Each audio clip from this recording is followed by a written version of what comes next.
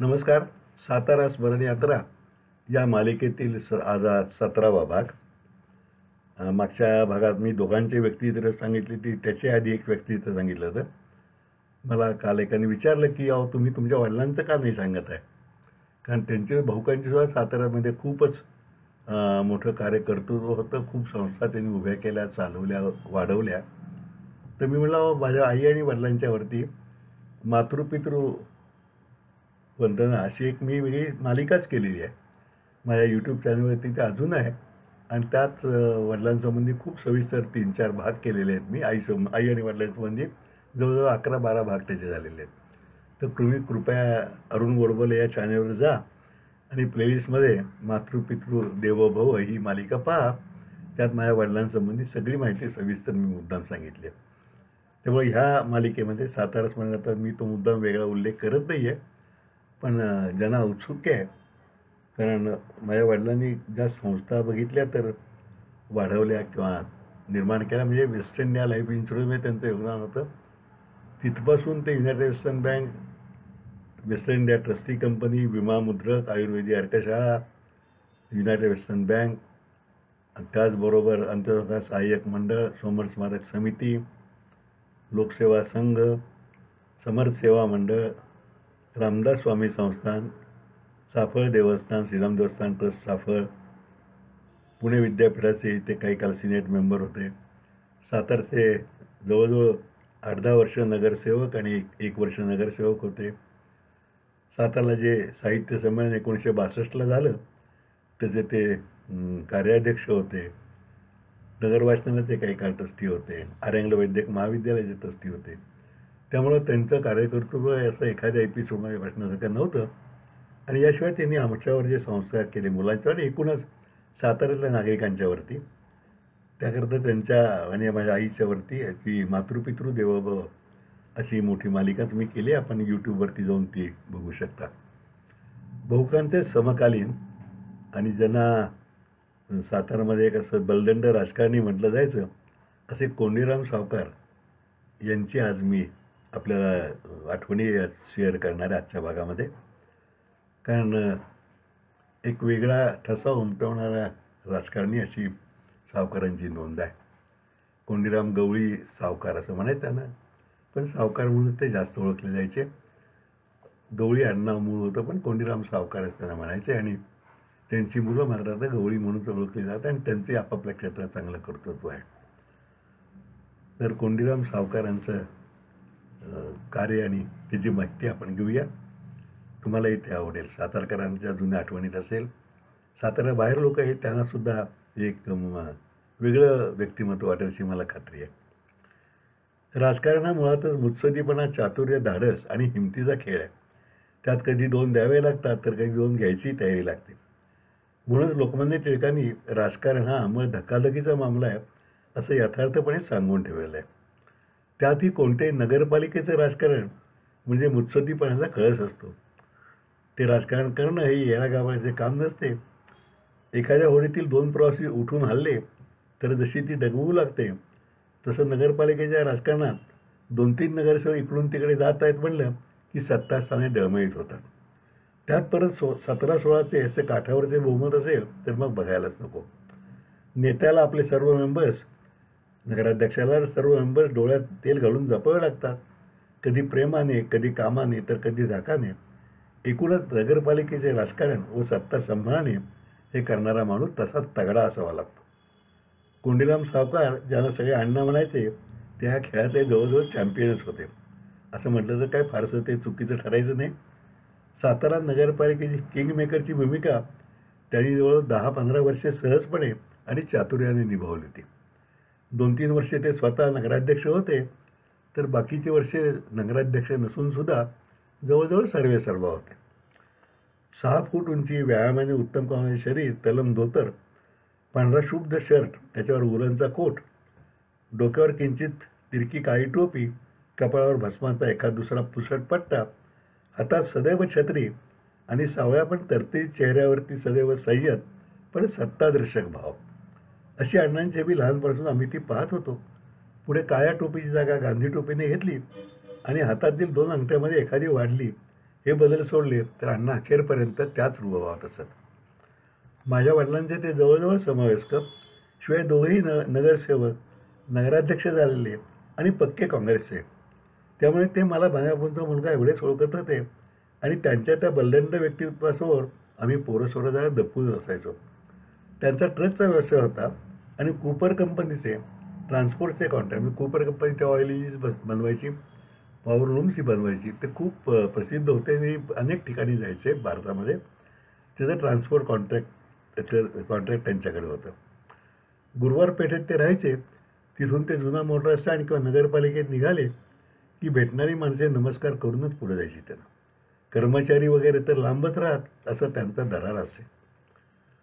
यशवंतराव चव्हाणांचे जे साताऱ्यामध्ये अतिशय जवळचे मानले लोक होते, त्यात माझ्या वडिलांच्या बरोबरच कोंडीराम सावकार, नंतर आप्पासाहेब पाटील, म्हणजे सुरुवातीला अण्णा म्हणजे कर्मवीर अण्णा साहेबांच्या जवळचे होते. नंतर आबा कवारे, डॉक्टर पांके कोल्हटकर, अनंतराव कुलकर्णी ही मंडळी सगळी होती. त्यामुळे कोंडीराम सावकार म्हणजे अण्णा यशवंतरावांचेही जवळचे होते, म्हणजे कार्यकर्तेच त्यांचे होते. पण त्यांचे जास्त जवळीक तेव्हाचे जे सातारचे मंत्री असलेले दादासाहेब जगताप यांच्याशी होती. नगरपालिकेची आणलेली कामे मुंबईला जाऊन करून आणण्यात अण्णांचा हातखंडा असे. तेव्हा साताऱ्यातील वकील, डॉक्टर आणि दिग्गज मंडळी नगरपालिकेचे मेंबर्स असत. म्हणजे आत्तासारखं केवळ काहीतरी तगडी माणसं उभी राहिली असं नसे. जाणकार, जुनी, सर्वार्थाने आदरणीय अशी माणसंसुद्धा नगरपालिका उभी राहायची आणि निवडूनसुद्धा यायची, हेही विशेष होतं. पण ह्या सगळ्या डॉक्टर, वकील मंडळींच्या बुद्धी कौशल्यालाही अण्णा पुरून उरत आणि शह आणि कारशहाचे राजकारण रेटून यशस्वी करत. 1968-69ला इंदिरा गांधींनी बंगलोरला काँग्रेस पक्षश्रेष्ठीला धुडकावून पक्षापेक्षा सत्ताश्रेष्ठ हा धडा दिला. पण त्यापूर्वीच 1-2 वर्षे सातारला जी नागरिक संघटना होती त्यांची नगरपालिकेमध्ये सत्ता होती आणि अण्णाही त्याच आघाडीत होते. शंकरराव साठे अध्यक्ष, माझे वडील अनंतराव कुलकर्णी, डॉक्टर कोल्हटकर, कोंडीराम सावकार, मलकापूर हे सगळे त्याच नागरिक संघटनेत होते. पण संघटनेचं पार्लमेंटरी बोर्ड जे होतं त्याला धुडकावून अण्णांनी निष्प्रभ करून टाकलं आणि आपला स्वतःचा वेगळा उमेदवार उभा करून तो निवडून आणला आणि त्याला नगराध्यक्ष केला. तेव्हा मी गमतीने म्हणायचो की दिल्लीकरांनी ही हिकमत बहुतेक सातारकरांच्याकडून शिकलेली असावी. इंदिरा गांधींनी अण्णांचं कुठेतरी वाचलं असेल, त्यातनं ते घेतले असेल आणि गुरुची विद्या गुरुला दाखवली असं आम्ही गमतीने म्हणायचो. तेव्हा आम्ही तेव्हा लहानच होतो, म्हणजे 11वी 12वी वगैरे असं काहीतरी असेल. मात्र या सगळ्या सत्तेच्या खेळात अण्णा नगरपालिकेच्या अर्ध्या पैशालाही मिळणे नव्हते. भ्रष्टाचारापासून दूर अशी त्यांची स्वच्छ प्रतिमा असे.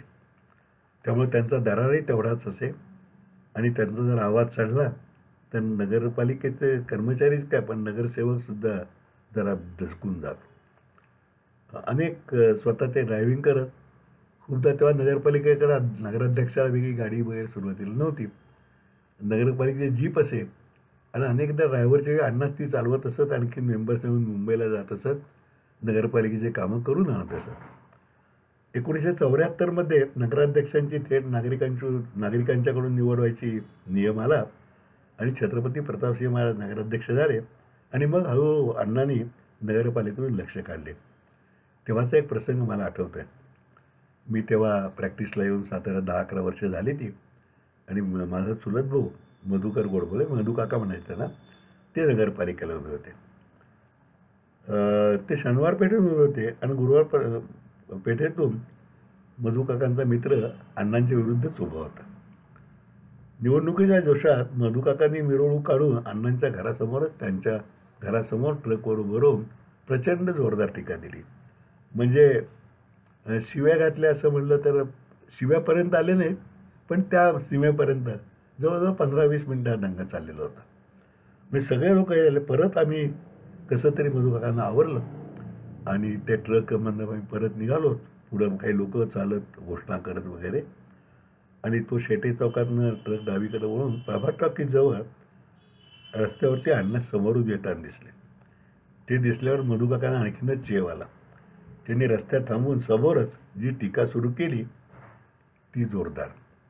मधुकांच्या बरोबरच मी शेजारीच उभं होतो लहान भाऊ होते, मला तसं माझं बरंचसं ऐकायचं आहे. मग त्याला थांबवायचा मी केविलवाला प्रयत्न करतो, पण ते काय थांबायला करत होते. पण या सगळ्या गदारोळात ज्यांच्यावरही टीका चालू ते समोर अण्णा उभे राहून शांतपणे म्हणत होते, "मतबा, तुमचा राग आहे ना, आपण सकाळी बघू आणि मतदारांना काय ते ठरवू द्या ना." दुसरा एखादा भडकून मारामारीवर उतरला असता, पण अण्णांच्या चेहऱ्यावरची रेखसुद्धा हललेली नव्हती. ते त्याच शांतपणे हातातील छत्री टेकवत पुढे निघून गेले. माणसाने कसे स्थिरचित्त असावे याचा तो वस्तुपाठ मी आयुष्यात विसरणार नाही. त्या प्रसंगाचा मी साक्षीदार आहे. मधुकाकांना आवरण्यात, तिथनं हळू ते सगळं समरप्रसंग मिटवण्यात माझाही हातभार होता. पण अण्णांचा तो स्थितप्रज्ञपणा जो आहे ना, तो भल्याभल्यांना जमणं अशक्य आहे असं मला वाटतं. अशा पठडीतले अण्णा गावाबाहेर किती सहजपणे मोठेपणा विसरून वागतात याचा एक अनुभव मला आला. 1963च्या सुमाराला मी एक ट्रक घेतला. तर म्हणजे वडिलांनी ट्रक घेतला, तो विकाय ठरवला. मी माझ्याकडे हाताने चालवतो म्हटलं आणि कॉलेज करत करत तो ट्रकचा व्यवसाय मी पाहत होतो. एकदा अचानक एक तार आली की बेळगावला ट्रक बंद पडलाय. मी तेव्हा इंदूरला होतो. इंदूरहून तातडीने मी सातारला आलो. रात्रीपर्यंत कसा तरी पोचलो दुसऱ्या दिवशी. आणि मग बेळगावला जायचं. तर वडिलांचा तर विरोध होता, पण आता बेळगाव बघायला तर पाहिजे. मग तेव्हा सगळे आम्ही ट्रक मालक, कधी एस टीनं किंवा गाडी वगैरे काही आमच्याकडे नव्हत्या. म्हणजे माझ्याकडे व्यक्तिगत गाडी नव्हती, वडिलांच्याकडे होती, पण ती मागायची नाही ना. आणि ट्रक मालक म्हणला की तो एस टीनं किंवा आता जाणार नाही, कुठेही निघाला असेल तिथं कुणाचा ट्रक चाललाय तो बघायचा आणि त्यामधनं तिने जायचं, अशी ती नेहमीची प्रथा होती. म्हणून मी चौकशी केली जुन्या मोटर स्टँडवर. बेळगावचा माल भरलेला ट्रक जाण्यासाठी मी जुन्या स्टँडहून निघणार होता, म्हणून मी जुन्या स्टँडवर गेलो. तेव्हा सर्व ट्रक तिथून निघत आणि ते एक वेगळं विद्यापीठ होतं. मागच्या एक 2-4 भागापूर्वी मी त्या जुना मोटर स्टँडचा सगळा इतिहास तुम्हाला सांगितला आहे. मी तिथं गेलो तर अण्णाही त्याच ट्रकमधून बेळगावला येणार होते. तेव्हा फार मोठ्या केबिन असे मोठे ट्रक्स नव्हते, त्यामुळे छोट्या केबिनमध्ये ड्रायव्हर अण्णा व मी केबिनमध्ये आणि 3च माणसांना बसायची जागा असायची पुढे. त्यामुळे ठिकाणी क्लीनर मागं मालावरती बसला. ती कॉमन प्रथा होती. ट्रकच्या मागे माल हौद्यात भरलेला असेल त्याच्यावर ताडपत्री बांधून त्यावरती बसायचं. वारं बिरं लागायचं, पण त्याची सवय झालेली असायची. मी सुद्धा तसा बसून कधीतरी प्रवास केलेला आहे, 10-5 महिने 50 महिने. पण एक क्लीनर मंडळी असतं त्यांना तो सवय असायची. त्यामुळे क्लीनर मागे मालावर बसला आणि असा ट्रक बेळगावला आम्ही पहाटे 3च्या सुमाराला ट्रक पोचला. ग्रीन लाईन मोटर्स म्हणून चोपरांचं एक गॅरेज होतं. त्यांच्याकडे डॉज कंपनी एजन्सी होती आणि साताऱ्याचे आमचे ट्रक दुरुस्तीला बरेच त्यांच्याकडे जायचे. त्या चोपरांच्या गॅरेजमध्ये ट्रक उभा केला. लॉज वगैरे भानगड नव्हतीच. ट्रकच्या मालावरच चादर घेऊन मी तर अण्णा ज्येष्ठ म्हणून केबिनमध्ये झोपले. ड्रायव्हरवरती आला की ड्रायव्हर मी आम्ही चादर पकडून मालावरती झोपलो. सकाळी उजाडल्यानंतर गॅरेजमध्येच आंघोळ वगैरे सगळी सोय होती, टॉयलेट होते. तिथं सगळा प्रातर्विधी उरकले, आंघोळ केली आणि मग अण्णा म्हणाले, "अरबा काय नाश्ता बिष्टा करणार का?" नकार द्यायचा प्रश्नच नव्हता. त्यामुळे जवळच्याच एका रेस्टॉरंटमध्ये आम्ही गेलो. बेळगावची रेस्टॉरंट्स अतिशय चविष्ट पदार्थ प्रसिद्ध, तुम्हाला माहीत आहे. उडप्याचं रेस्टॉरंट होतं. शेजारी टेबलावर शिरा उपीट खाताना माणसे दिसत होती, पण त्या प्लेट्स 4-6 चमचे मावतील एवढ्या छोट्या होत्या. छोट्या छोट्या प्लेट्स होत्या. अण्णा म्हणाले, "काय शिरा उपीट सांगू ना?" मी होकार दिला. अण्णा म्हणाले, "ए वेटर, 6 शिरा आणि 6 उपीट आण." वेटर बघतच राहिला, कारण माणसे दिसायला तर 2च दिसत आहेत आणि ऑर्डर मात्र 6-6 प्लेटची ही काय भानगड आहे. पण अण्णांचा एकूण सगळा तो चेहरा आणि तब्येत बघितल्यानंतर त्याला काही प्रश्न विचारायची हिंमत झाली नाही. मी स्वच्छ करावलो, पण अण्णांच्याकडे बघून मला प्रश्न विचारायचाही मलाही हिंमत झाली नाही. 6-6 प्लेट आल्यावर अण्णा म्हणाले, "अरबा, 3-3 तुम्ही घ्या आणि 3-3 मला लागतील. आपण सातारी माणसं एवढं तरी हवेच." माझा चहा व त्यांचं ग्लासभर दूध झाल्यावर मी बिल द्यायला लागलो तर म्हणाले, मी कॉलेजला होतो ना तेव्हा खिशात पाकिट वगैरे असं असायचं. अण्णा बिल म्हणजे मी बिल पुढे गेलो. अण्णा म्हणाले, "शहाणा आहेस, तुझ्या बापाचा बी मित्र आहे आणि बिल तू देतोयस." अण्णांनी बिल दिलं. पुढे आम्ही आपापल्या कामाला निघून गेलो.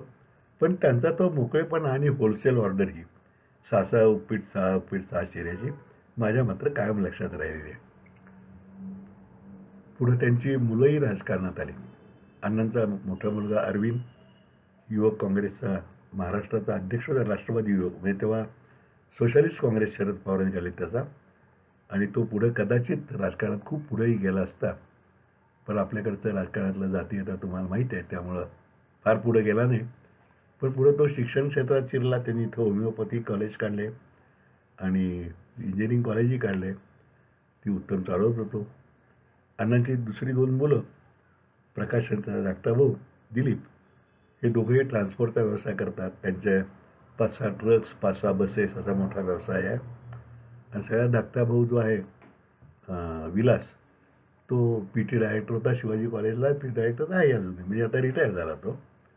पण आमच्या कुटुंबाचे आणि अण्णा सावकारांच्या गवळी कुटुंबाचे चांगले संबंध आहे. प्रकाश मी मित्र आहे, अरविंद आणि मी सुद्धा मित्र आहे. विलास हा कधी जर समजा मी स्कूटरवर चाललो तर मधूच थांबून मला दम देतो. माझं लहान आहे, आकारमानानं मोठा आहे, दम देतो. स्कूटर बाजूला ठेवा, गाडीत बसा माझ्याकडून. पण आमचे संबंध अतिशय स्नेहाचे आहेत. अण्णा पुढं व्याधीने थकले, आजारी पडले आणि जहांगीर नर्सिंग होममध्ये ॲडमिट केलं त्यांना. मी त्यांना मुद्दाम पुण्याला गेलो तर भेटायला गेलो. हा बलदंड पुरुष व्याधीनं थकला होता, पण मनात मात्र तोच उत्साह उर्वाब होता. त्या आजारातून ते काही उठले नाहीत आणि साताऱ्याच्या सार्वजनिक जीवनातील एक प्रभावी, निर्व्यसनी, स्वच्छ आणि मुत्सद्दी व्यक्तिमत्व काळाच्या पडद्याआड गेलं. पुढे त्यांचा मुलगा 2 नंबरचा प्रकाश कवळी, तो नगरसेवक होता, तो नगराध्यक्ष झाला. तेव्हा त्याला मुद्दाम मी भेटायला गेलो, त्याचं अभिनंदन केलं आणि म्हटलं त्याला, प्रकाश, अरे आपण जुन्या पिढीचे वारसदार आहोत. अण्णा होते तर तूही आता नगराध्यक्ष झाला, त्याचा आनंद आहे. आता त्यांची परंपरा सांभाळ. कदाचित वर अण्णासुद्धा हेच म्हणत असतील की प्रकाश अध्यक्ष झालायस, आता माझी परंपरा सांभाळ. असे कोंडीराम सावकार, त्यांना माझी श्रद्धांजली. आज इथेच थांबूया, उद्या पुढचा भाग. तोपर्यंत नमस्कार.